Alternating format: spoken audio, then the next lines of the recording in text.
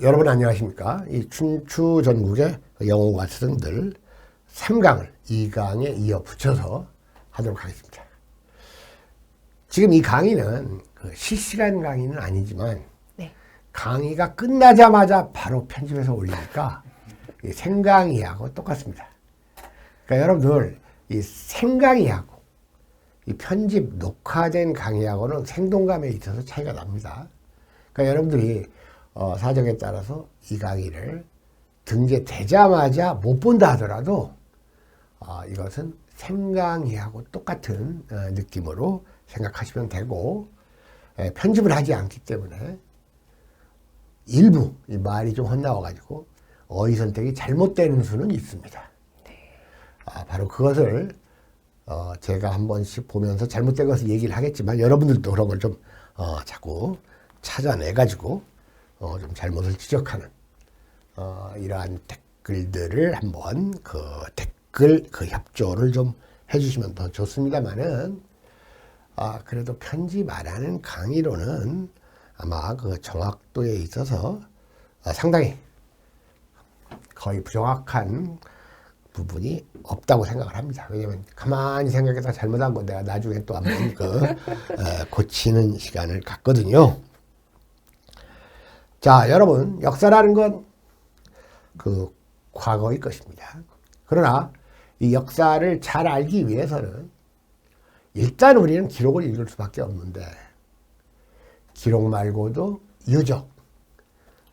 유적에 더하여서 지리, 즉 자연까지를 알면 아주 실감나게 재미있게 역사를 파악할 수가 있어요.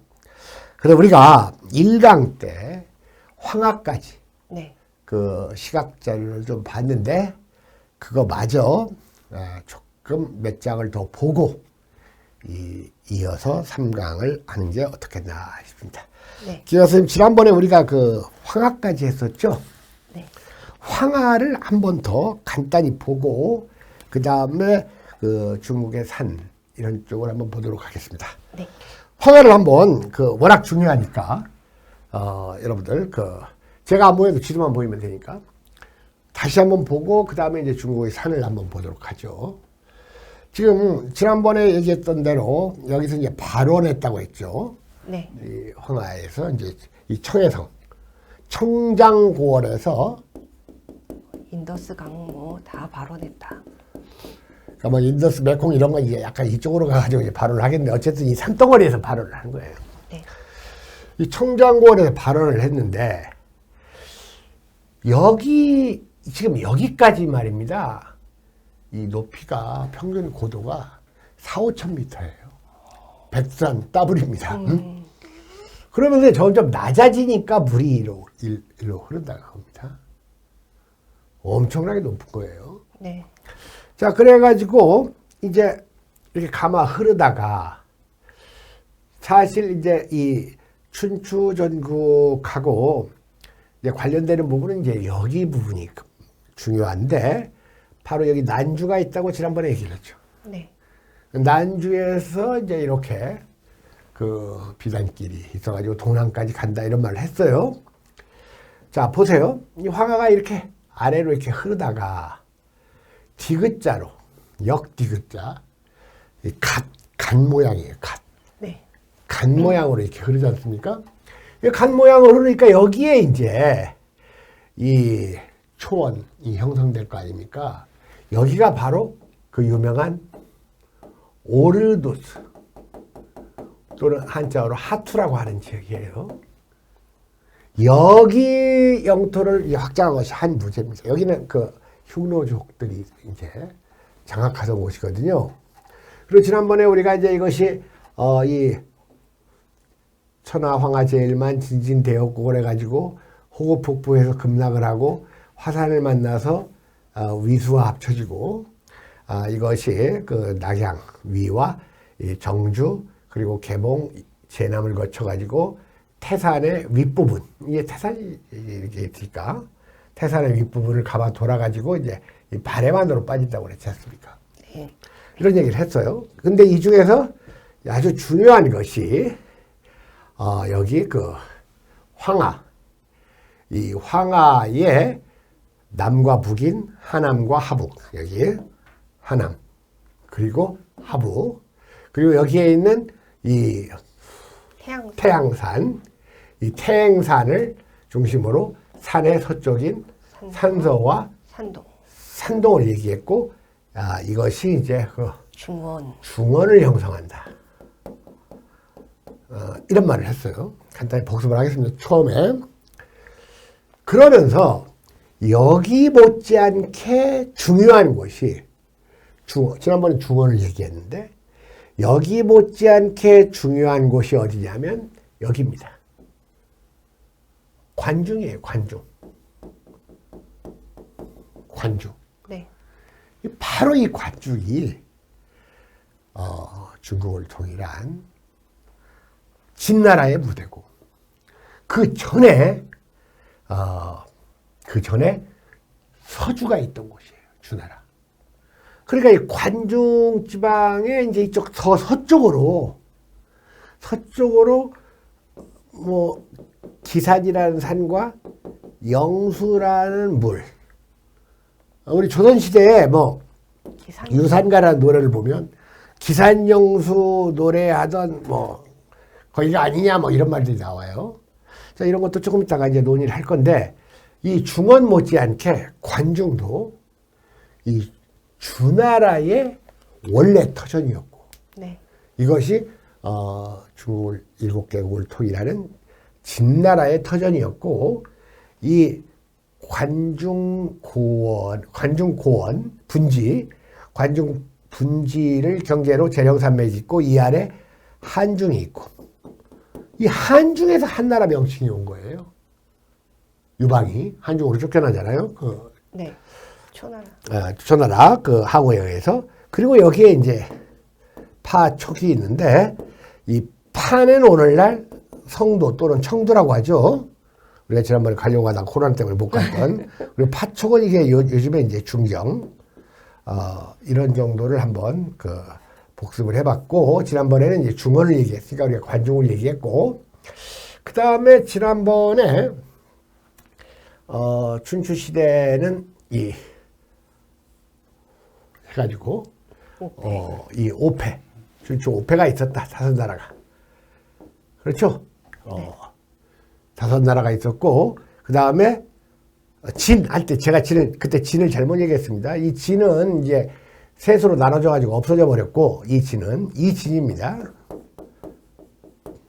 그래가지고 진초 재연 조위한 이렇게 있다고 그랬죠.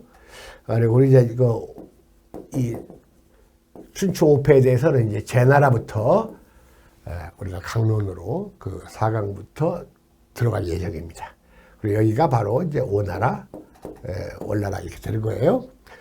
자, 그래서 이 정도를 한번 봤고, 또 지리를 한번, 이 정도 한번 복습한 다음에, 그 다음에 이제 한번 중국의 산에 대해서 한번 보도록 하겠습니다. 중국의 산.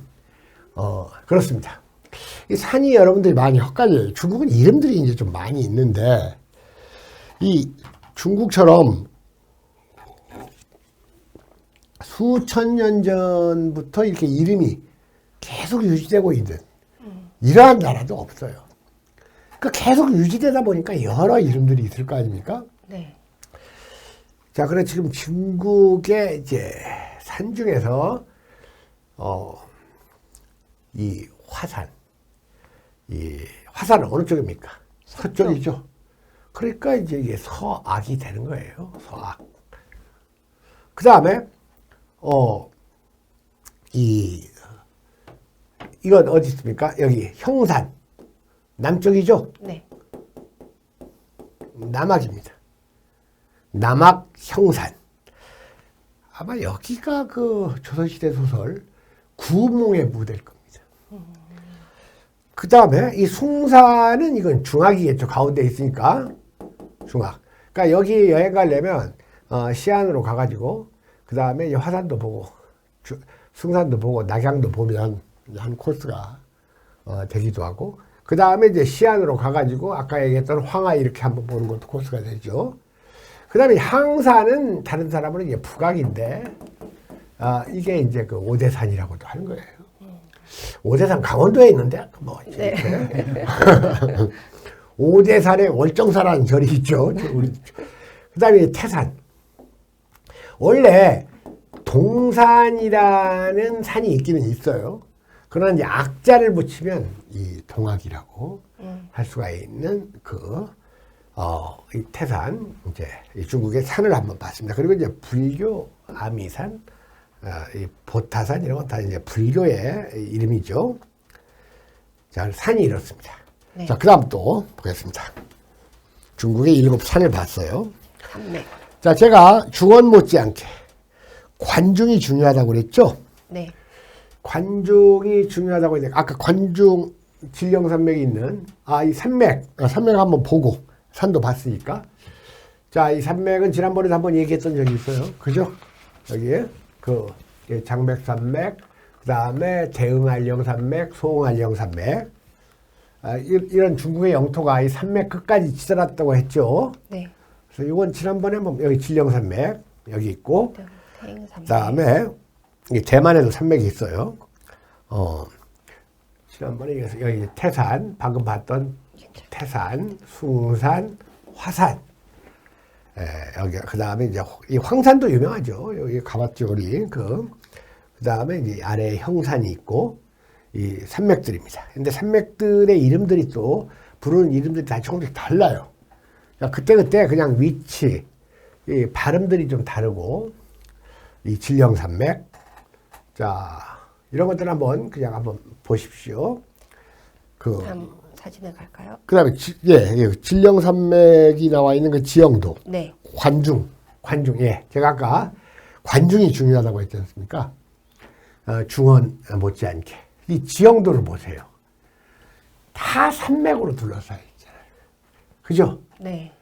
이게 여기가 천하의 그 요새예요. 이런데 넘어오려면, 그러니까 애초부터 이런 데 자리를 잡은 진나라가 정말로 유리해요. 내려갈 수는 있어도 올라올 수가 없잖아요. 그러니까 이 산들이 둘러싸여 있고 산맥들이. 그러면 산맥의 계곡을 타고 조그만 길이 있을 거 아닙니까?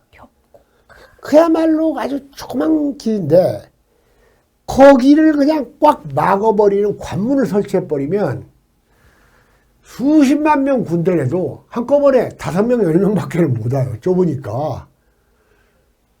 그렇게 관을 4개를 설치를 했다 그겁니다. 관을 4개를. 그래서 함곡관을 비롯해가지고 4개의 관을 조금 이따 나올 겁니다. 설치를 해가지고, 자, 여기 이제 소관 있죠. 소관이 있고, 그 다음에 이제, 대산관이 있고, 이쪽이 이제 대산관이 있고, 그 다음에 무관이 있고, 그 유명한 함곡관이 있습니다. 위치는 지금 부정확한데, 일단 이 4개의 관이 있어요. 4개의 관문이 있는데, 이 관에 가운데에 있죠? 그러니까 이게 관중이 된 거예요. 관중. 그리고 이 관중을 우리가 춘추호패 처음 들어갈 때 제나라 환공과 관중 얘기할 때 그 관중 이름하고 헷갈리지 마십시오. 관중이 있고 바로 여기 이제 그 진령산맥이 있습니다. 그래서 이 4개의 관. 그러니까 이 4개의 관만 막으면 여기 들어올 수가 없어요. 이 관중 땅에. 그리고 이제 이 관중 시가지 안에 이 함양도 있고 붙어 있다고 그랬죠. 함양, 호경, 시안 뭐 이런 것들이 좀 붙어 있다. 이 정도를 한번 보시면 되겠습니다. 네. 자, 그 다음에 한번 이제 보십시오. 그다음에는 이제 진령찬도. 사진. 자, 여기 진령찬도가 하나 있었습니까? 이건 이거? 검단, 이거 보세요. 이게 이제 진령찬도예요. 이게 아까 나왔던 그 관중 아래에 진령산맥. 네. 거기를 넘어가야 돼. 원래 이제 진령찬도는 이제 삼국지 제갈공명이 이제 북정을 할 때 이제 많이 했던 건데, 어쨌든 초안지하고 또 관련이 깊어요. 춘추 전국만 하더라도 이 춘추 전국만 하더라도 관중까지가 그 관심거리였지, 관중 남쪽으로 진령산맥을 넘어서 파초까지는 관심이 없던 시대예요. 그러나 초안지 시대에 이제 이 진령산맥 아래에 이 파촉이 이제 관심을 갖게 되는데, 아무튼 그 항우가 그 함양을 정벌해 가지고 승자가 돼 가지고 그 유방을 내쫓아 버려요. 네. 죽여야 된다는 말을 이제 안 듣고 이제 내쫓아 버리니까 이 진령산맥 약간 아래쪽에 또 조그마한 분지가 하나 있습니다. 그 분지가 한중분지예요. 그 한중분지에서 한나라의 이름이 나온 거예요. 왜냐? 유방이 그 한중으로 쫓겨갔거든요. 근데 한중왕으로 불렸어요. 그러니까 여러분들 장기판에서 파란색 한자 써 있죠? 네. 그게 이제 한중왕이에요. 유방을 가리킵니다. 그런데 바로 이 진령산맥을 넘어서 그 아래에 있는 한중 땅. 어쨌든 이 관중에서 이 파촉으로, 그러니까 이 항우가 그 유방을 한중 땅으로 내쫓아 버리니까 그 유방의 참모가 이 다리를 오면서 워낙 좁은 계곡이고 계곡으로밖에 다닐 수가 없어. 산이 험하니까. 그러니까 이 계곡에 나 있는 바위에다가 이걸 나무를 박아가지고 이 통로를 만듭니다. 이걸 잔도라고 하는 거예요. 잔도. 이 잔도를 이 유방의 참모 범녀든가요? 범녀가 아니라 그 장량인가?가 이걸 다 없애버리세요. 오면서 그래요. 왜냐? 다시는 관중을 넘보지 않겠다는 뜻을 항우한테 보이라는 거예요. 동시에 이걸 없애면 항우가 또 일로 쳐들어오지도 못할 거 아니에요. 이렇게 험한 잔도를 놔야지 이 병력이 이동할 수 있었던 그 험한 곳이 바로 진령산맥입니다. 그리고 이 잔도를 가장 많이 6번, 7번 이용했던 것이 이제 삼국지에 나오는 제갈공명이죠. 중국에는 이 진령산맥뿐만이 아니라 곳곳에 이 잔도가 많이 있어요. 잔도가 꼭 여기에만 있는 게 아니고. 자, 그런데 그러니까 우리가 200 중국의 시선 200이 촉도난이라는 그 유명한 시를 남겼죠. 총나라 가는 길의 험함, 이런 뜻입니다. 그래가지고 험하고도 높구나. 촉도의 험난함이여 하늘 오르기보다 어려워라. 이런 그 촉도라는 양이라는 시가 유명해요. 그래서 바로 이 검단 촉도를 마지막으로 보겠습니다. 멋지게 나왔는데 이게 보기에는 멋져 보여도 그 옛날, 지금하고는 또 지형이 다르겠죠. 여기를 어떻게 병력을 이동시켰어요? 그렇죠.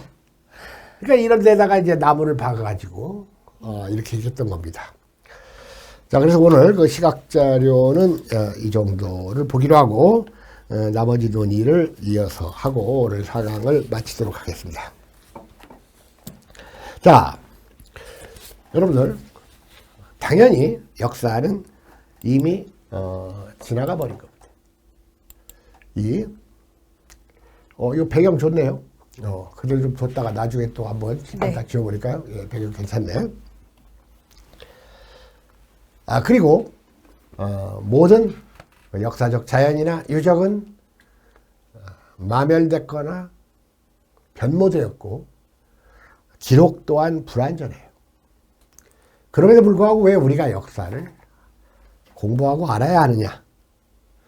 현재와 미래를 위해서 쓸 수 있는 자료는 불완전하더라도 역사밖에는 없다는 말을 우리가 첫 시간에 했습니다. 그래서 좀 이제 극단적인 이 사회과학에서는 현재는 과거의 종속 변수고 미래는 현재의 종속 변수다. 이런 말을 한다고 했죠. 자, 그런데 역사가 무엇인지를 가장 멋지게 말한 사람을 하나 꼽으라고 하면 저는 장자를 듭니다. 이건 또 공원국 선생이 춘추전국 이야기에서 거론했던 거예요. 조금 있다가 이 장자의 문장을 여러분들에게 최종 정리할 때 제시를 하겠습니다. 네, 장자는 이런 말을 했어요. 광막한 들판에 서 있는 오래된 나무는 몸통에 옹이가 박이고 가지는 굽어져 쓸모가 없지만 우리를 소요하게 만든다. 우리를 소요하게 만든다. 괜찮네요, 이거. 여기다 써도 괜찮죠? 네. 보기 좋네. 우리를 소요하게 만든다.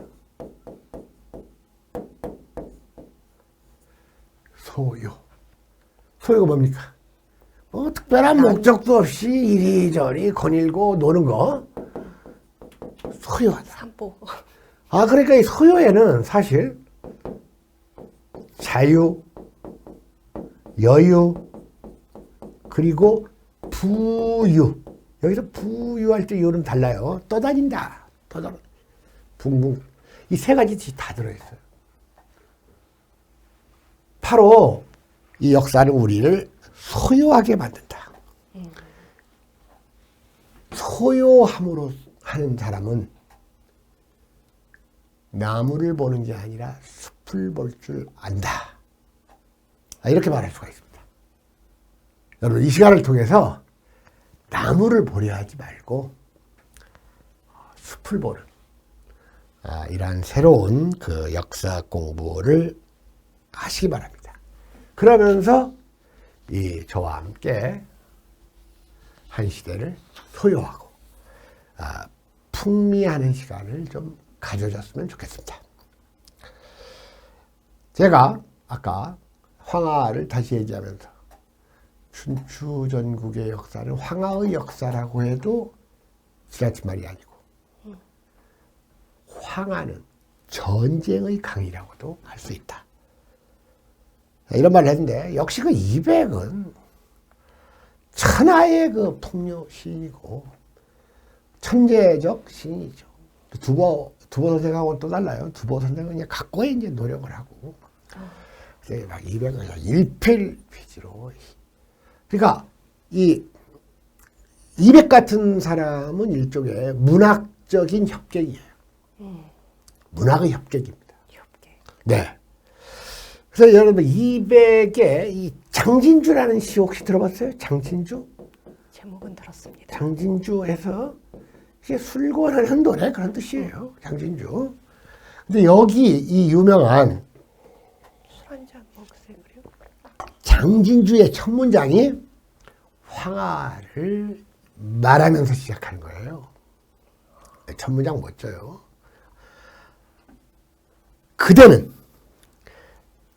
그대는 모르는가? 황하의 강물이 하늘에서 내려와 바다로 쏟아져 흘러가서 돌아오지 않음을. 다시 한번 그대는 모르는가? 하늘에서 내려온 황하의 강물이 바다로 쏟아져 흘러가서 돌아오지 않음을 해서 한번 보세요. 구은 불견. 구은 위인칭 대명사 아닙니까? 불견 보지 않았는가? 원래 견자는 보다의 뜻도 있고 알다의 뜻도 있어요. 그대는 보지 못했는가? 그대는 모르는가? 황하의 물이니까 황하지수겠지.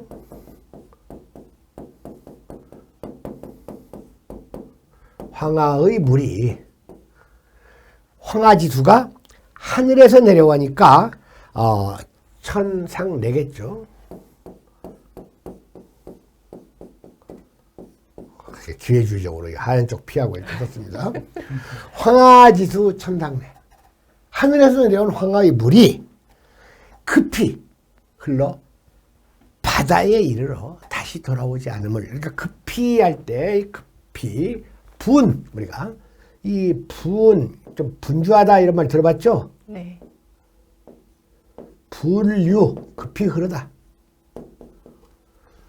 그리고 분류 도해 급히 흘러 바다에 이르러 돌아오지 않는다.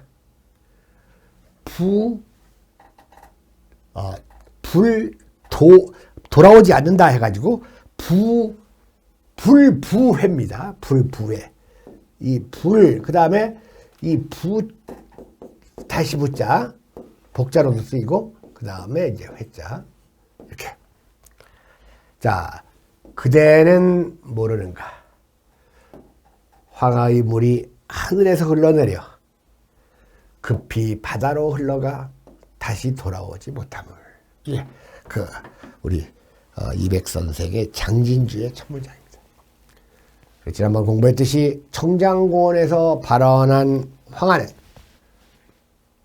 난주를 거쳐서 북향하다가 음산산맥을 만나서 동으로 방향을 틀고 열양산맥의 골짜기를 타고 남으로 내려오다가 진진 대협곡을 이루고 호구폭포에서 급락하고 그러면서 넓은 간 모양의 오르도스 지역을 형성시키고 더 남아하다가 화산과 충돌하고 이 관중 땅의 위수와 합수해서 다시 동진하면서 산문협, 낙양, 제남을 거쳐 태산의 북쪽을 감아 돌아가다가 발해만으로 빠져가지고 그것이 인천 앞바다까지 이르는 이런 바로 우리나라의 서해가 바로 황해인 것은 황하의 흙탕물 때문이다. 네.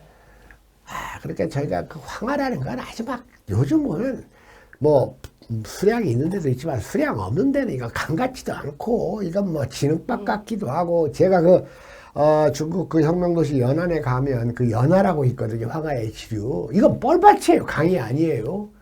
뭐 연하라고 해서 갔더니 강인 줄 알았더니 이건 완전히 진흙밭이에요. 막 그런 식이에요. 그리고 계속 지금 황하의 수량은 이제 줄어가고 있죠. 자, 이 밖에도 그 황하 말고 우리가 이제 춘추 우패를 얘기할 때 오나라와 월나라의 5월 쟁패전, 와신상담의 쟁패를 얘기할 때 놓칠 수가 없는 그 장강. 이 장강에는 상강, 한수, 그리고 그 유명한 동정호 등이 있습니다. 그리고 역사의 강이 황하라면 역사의 산은 태행산이라고 했죠. 네. 제가 태행산은 3번 정도 가본 것 같습니다. 바로 이 태행산은 이 주나라가 원래 그 융과 같이 있던 융정, 그리고 조나라, 이 전국시대의 강자였던, 그리고 무엇보다도 이 중국 공산당의 반소탕전, 중국 공산당의 그 반소탕전에서 그 태행산 기지에서 활약했던 그 조선의용군. 네. 바로 이 조선의용군의 맹활약으로 이 등소평이나 팽더화이 같은 중국군 지도자들이 빠져나와서 이 목숨을 살려가지고 나중에 신중국의 창업자들 중에 하나가 됐다는 이러한 자랑스러운 역사가 있는 곳이기도 하죠. 네. 여러분들도 알다시피 중국 문명은 세계사적으로는 후발주자입니다. 왜냐? 그나마 연대를 불확실하게나마 확정할 수 있는 상인의 나라 상나라가 기원전 1600년에나 출현을 했어요. 근데 그것도 확실치가 않아요. 기원전 770년 돼야지 그게 역사시대로 돌아갈 수가 있는데, 그러나 이렇게 비교적 늦게 출현했던 중국 문명이 기원 후 3세기 무렵이 되면 바로 이때 지구의 서쪽에서는 이 진나라 이런 나라와 비견할 제국이 없었습니다. 왜냐? 그때 로마는 지중해의 패권을 두고 2차 포에니 전쟁을 힘겹게 치르고 있을 때입니다. 그 전에 위대하고도 유일한 세계제국은 물론 페르시아예요. 기원전 690일에도 330년까지 춘추전국보다 조금 앞서는데 거의 주나라하고 비슷한데 주나라보다 훨씬 큰 제국을 형성했던 게 유일한 세계 패권 제국으로서 페르시아가 있고, 춘추전국이 지나고 한나라가 됐을 때야 비로소 로마 제국이 한나라하고 비슷하고, 요즘 학자들이 연구에 하면 당대 차지했던 세계 GDP의 비율이 한나라와 로마 제국이 비슷하다. 그리고 로마 제국이 통제했던 면적이 한나라가 통제했던 면적과 비슷하지만 로마 제국의 통제 지역에는 지중해와 흑해가 65%를 차지합니다. 자, 이제 4강을 마칠 시간이 돼가고 있습니다. 여러분들, 우리가 역사를 공부하되 함부로 아무 것이나 믿고, 이건 소설 같은 거 그리고 근거가 없는 것을 신봉해서는 안 됩니다. 특히 그 여자들 이야기 대부분 그래요. 그런 것들은 다 어떤 남자를 나쁜 놈으로 만들려면 꼭 여자를 깨야 돼요. 네. 그렇죠. 주색에 빠져서. 예. 이런 식으로 역사를 마음대로 바꿔 읽으려면 차라리 소설을 읽어요. 소설을. 아시겠죠? 네. 그렇기 때문에 우리는 무슨 지나친 무용담, 무슨 다리를 건너서 오는 상대편의 장수를 향해서 장비가 내 이놈 소리치니까 그 소리에 간이 떨어 죽었다는 거, 이런 무용담이라든지, 또는 그냥 서로 맞상대하다가 가래침을 뱉어가지고 이마를 뚫어가지고 해골을 부숴버렸다는 이야기, 이런 무용담이나 믿고, 또는 너무 아기자기한 민담에 치중하고, 심지어는 아주 엽기적인 치정극으로까지 확대할 필요는 없다 그겁니다. 역사를. 이렇게 세상에 그런 거 말고도 알아야 될 게 너무 많은데, 네. 여러분들, 이렇게 되면 주객이 전도되고 원인과 결과가 마구 춤을 춰버리는 가짜 역사가 되는 겁니다.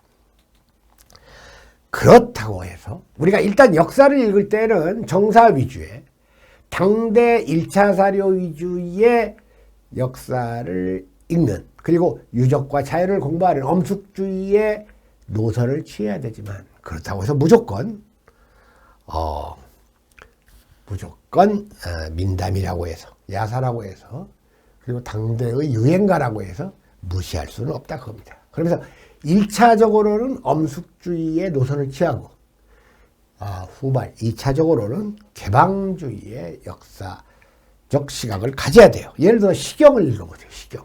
시경이라는 것은 요즘으로 치면 당대 가요집이에요. 네. 가요집.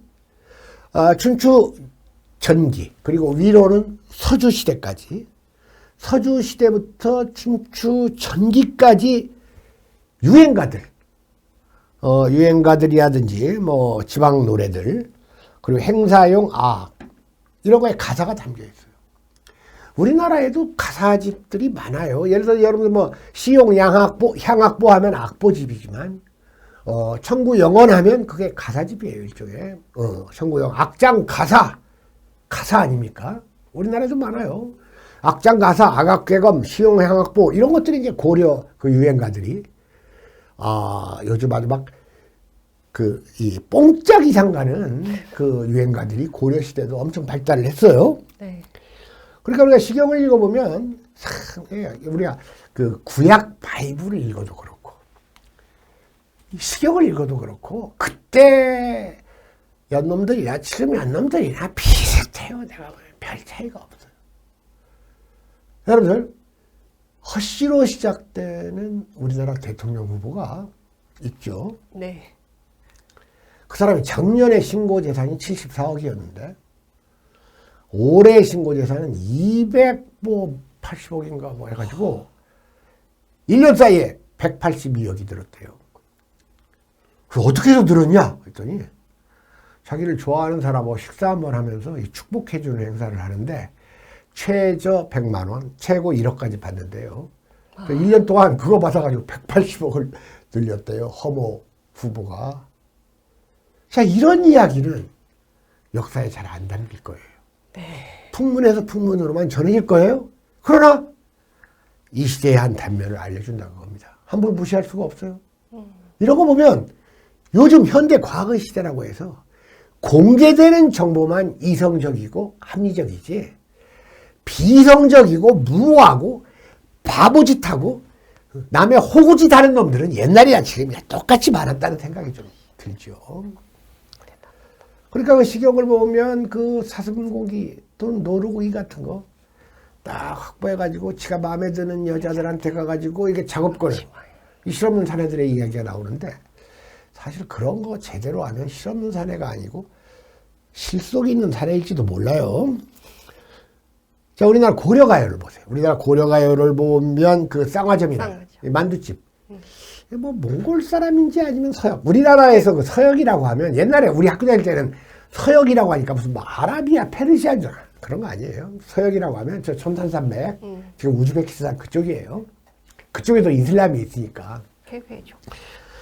그러니까 쌍화점, 그 서역 사람들 또는 몽골 사람들이 와서 차렸다는 만두집이 이제 쌍화점인데, 쌍화점에 갔더니 회회합이 그 회교로 그 남자가 내 손목을 잡더이다 하면서 뭐 우물가에 갔더니 뭐 손끝을 스치는데 뭐 짜릿했다는 뭐 이런 내용들이 나와요. 여러분 이것보다 한 단계 높은 고려가요 중에 만전춘이 있어요. 만전춘 별사. 이거 화끈합니다. 얼음 위에 댄님자리 보아. 얼음 위에다가 댄님으로 이 발 같은 거 댄님으로 자리 보아. 님과 내가 얼어 죽을 망정. 거기서 한번 뒹굴고 싶다 그겁니다. 님하고. 얼마나 이 님과의 합체 이걸 열망하는지 얼음 위에 댄님 자리 보아 님과 내가 얼어 죽을 망정. 그걸 하자고 우기던 사람이 누구였습니까? 부른 노래 만전춘 별사. 뭐 이상국 쌍화점 만전춘 이런 것들. 그런 걸 보면 그 시대도 중요한 단면을 이룰 수가 있으니까 함부로 무시해서는 안 된다 그겁니다. 여러분들 대한민국에 정수라라는 역사기술자가 있습니다. 하늘엔 조각구름 떠 있고 강물엔 유람선이 떠 있고 뚜렷한 사계절이 있기에 볼수록 정이 드는 산과 들. 여러분 수만 년 후에 빙하기가 닥쳤을 때 한반도에 사는 사람들은 과연 이 수만 년 전의 한반도의 모습을 어떻게 알겠어요? 이런 노래가 있으면 이런 게 있었나? 하고 문제 제기라도 해볼 수가 있었겠죠. 그러나 여러분들 누가 뭐래도 역사의 주인공은 인간이며 과거 인간을 가장 잘 알려주는 것은 기록입니다.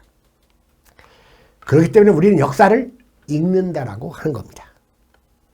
기원전 3세기에 10만 병력을 동원해서 전쟁을 치를 수 있던 유일한 지역이 바로 춘추 전국의 무대였고 그 기록에 의하면 당시 중국의 인구는 5,500만에 이르렀습니다. 여러분들 난세일수록 인간의 쟁패를 위한 욕망과 그 사람들의 평화를 위한 꿈은 더욱 간절해지는 법이죠. 춘추전국 시대는 인류 역사상 최악의 난세입니다.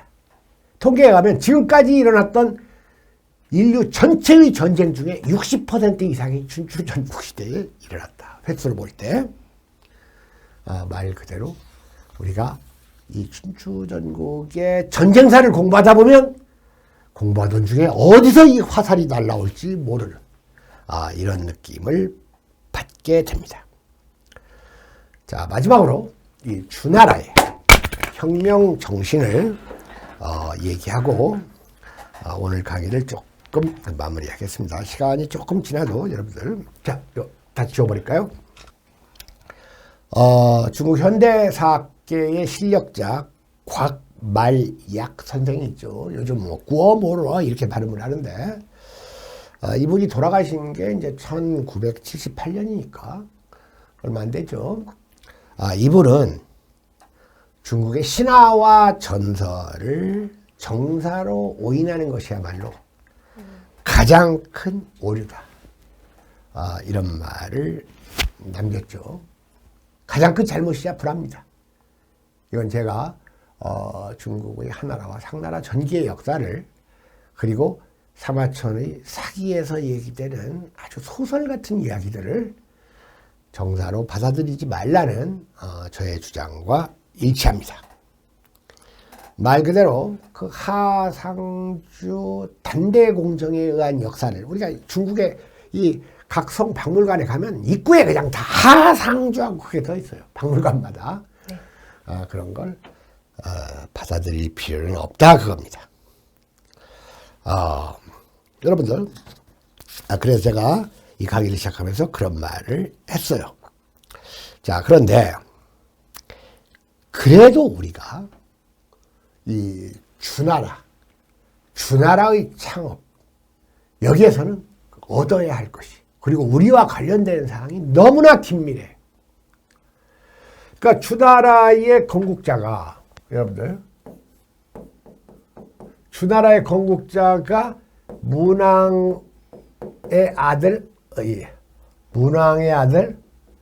무왕이라고 했지 않습니까? 네. 그러면 옛날에는 왕이 되면 창업을 하면 4대족까지를 다 왕으로 계산해 준다고 했죠. 그래서 이 문왕의 이 태족 가운데 고공단보가 있습니다. 고공단보.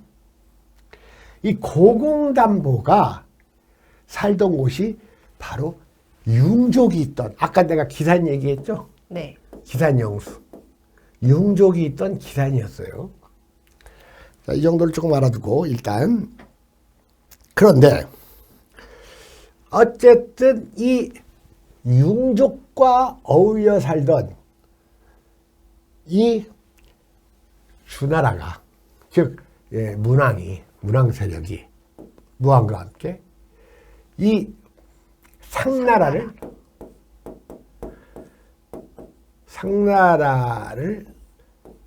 정벌. 쳐서 없애버리잖아요. 그러니까 이건 쿠데타예요. 요즘으로 치면. 쿠데타인데 여러분들 모든 혁명은 다 쿠데타예요. 그런데 이제 그 과정과 과정을 거친 후에 창업 그리고 창업 이후에 수성 그러니까 쿠데타의 과정 창업 그리고 수성이 우수하면 이걸 혁명이라고 해주는 거예요. 혁명이 별겁니까? 다 쿠데타인데. 그러면 일단 혁명 소리를 들으려면 여기에는 이데올로기가 있어야 돼요. 이데올로기가 있어야 되고 동시에 민심을 얻어야 되고 그 공동체를 번영시키면 이게 혁명이 되는 건데 이 주나라는 스스로 이렇게 쿠데타에 성공해놓고 이 주나라의 쿠데타에 항의했던 게 백이숙제 아닙니까? 그래가지고 네. 충신에 화신해가지고 사마천에 그 맨 처음에 나오는 백이숙제 같이 착한 사람은 그 수양산 가서 굶어 죽으면서 고사리 한 번 먹다가 죽고, 그 공자시대 그 도적같이 그 나쁜 놈은 마지막까지 술을 누렸다. 천도는 존재하는가 해가지고 그럴듯하게 얘기하는데 별로 그럴듯하지 않아요. 사마천의 사기 얘기는 제가 볼 때 뻔한 그 드라마 좀 소재 같기도 하고 어쨌든 그 사마천의 사기는 한국에서 너무 과대평가된 건 사실이에요. 그러나 읽어볼만 해요. 그러나 이 과정과 창업과 수성이 다 뛰어나게 우수했던 나라가 주나라인 건 사실이에요. 그건 부인할 수가 없어요. 자, 여러분 주나라 이전은 그래서 이 사람들은 이 쿠데타를 성을 바꾼 혁명이다. 그래서 역성혁명으로 역성혁명으로 일종의 이제 홍보를 했는데 역성혁명이란 말을 들을 만도 해요. 상대적 비교해서. 중국은 아주 혁명의 나라인데. 자, 여러분들, 주나라 이전의 나라. 즉, 주나라가 정벌한 나라가 상나라죠. 네. 상나라는 재정일치의 사회, 신중심의 사회. 점을 보아가지고, 물론 이제 점을 보는데도 다 그냥 그만한 인격체와 학식이 있는 사람만이 점을 봐요. 그리고 그 점을 해석을 하는 거예요. 그러니까 그건 이성적 판단인데 거기에 하늘의 권위를 이제 부여하는 거지. 막 우리가 보는 그냥 막 복제 뭐 김호준한테서 점 보고 그러는 게 아니라 그겁니다. 자, 그런데 아무튼 이 주나라의 창업이 혁명인 이유는 신의 중심의 역사를 인간의 중심의 역사로 바꾸었다고 했죠. 네. 그리고 주대에는 산 사람을 묻는 풍습이 거의 없어집니다. 여러분 진시황만 해도 얼마나 많은 이 사람을 그냥 막 같이 묻었습니까? 순장이라고 하죠. 네. 순장. 우리가 여러분들 결초보온이라는 고사수고도 그 순장 때문에 생긴 일이에요. 순장을 안 해가지고 너무나 고마우니까 은혜를 갚은 것이 이제 결초보온인데 나중에 나오는데 심지어 공자는 인형을 묻는 것에도 반대를 했습니다. 인형. 그러니까 우리가 여러분들 저 시안에 가면 그 병마용이라는 거 있죠. 그 용이 인형이라는 뜻이에요. 용. 이게 인형이라는 뜻이에요. 그래서 이 공자는 용이 이런 말을 했습니다. 인형을 묻는 것에도 반대하면서 용을 묻기 시작한 자, 이제 순장이 비난을 받으니까 용을 묻기 시작한 자는 후손이 없을 것이다. 공자가 아주 입 바른 소리는 세상에서 공자처럼 잘하는 사람이 없습니다. 틀린 말이 없어, 공자의 말에는.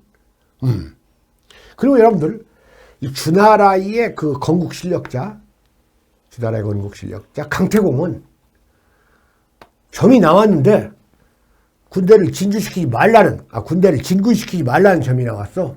근데 뭐라고 하는 줄 아세요? 점 따위가 우리 군대를 막을 수 있느냐? 하면서 극복하는 모습을 보여요. 이런 게 그 주창업자들의 그 혁명성입니다. 그래서 여러분들, 이 천보미정이라는 아주 좋은 말이 있습니다. 주의 창업자 무왕은 항상 밤에 잠을 못 이뤘다는 거예요. 이 전전긍긍하면서 우리가 초조하게 막 몸을 지치고 이런 걸 전전긍긍 또는 뭐 잠을 못 이루는 걸 전전반칙이라고 한다. 전전긍긍하다 이런 말 많이 들어보시죠? 네. 말 그대로 노심초사. 그 창업에 성공하고 그 중원 땅을 다 통일했던 무왕도 항상 전전긍긍. 왜 그러냐고 하니까 이 이유를 댄 겁니다. 천보미정. 하늘의 보호하심이 아직 확정되지 않았다는 거예요. 이런 정신을 가지고 국가를 수성했기 때문에 주가 인류 역사에서 가장 모범적인 고대 이 국가체제로 남을 수가 있었던 겁니다. 자, 그러면 이러한 역성혁명을 그대로 본받고자 한 것이 우리의 조선이에요. 조선. 그러니까 여러분들 조선의 용비어천가. 건국서사시가 용비어천가 아닙니까? 용이 날아서 하늘에 이른다는 노래. 근데 이 용이 몇 용입니까? 육룡. 6용이죠. 6용입니다. 바로 용용이라는 것은 여기 건국 창업주 2명에다가 사대주 할아버지까지를 얘기해요. 그러니까 중국으로 따지면 문왕과 무왕과 쭉 올라가서 이 고공담보까지의 그 6용이에요. 이 6용을 우리나라에서 이제 벤치마킹 해가지고 이른바 주나라의 문왕과 무왕은. 그럼 주나라의 무왕과 무왕은 누구겠어요? 조선으로 치면. 주나라의 문왕과 무왕은 조선으로 치면 이게 이성계고, 이게 태종 이방원이다 그겁니다. 그리고 이 위로 목, 익, 도, 환. 목조, 익조, 도조, 환조. 태조, 태족이 있는 거예요. 그리고 용비어천가에서 이제 역성혁명이라는 말도 그대로 받아 조선 창업자들이 썼죠.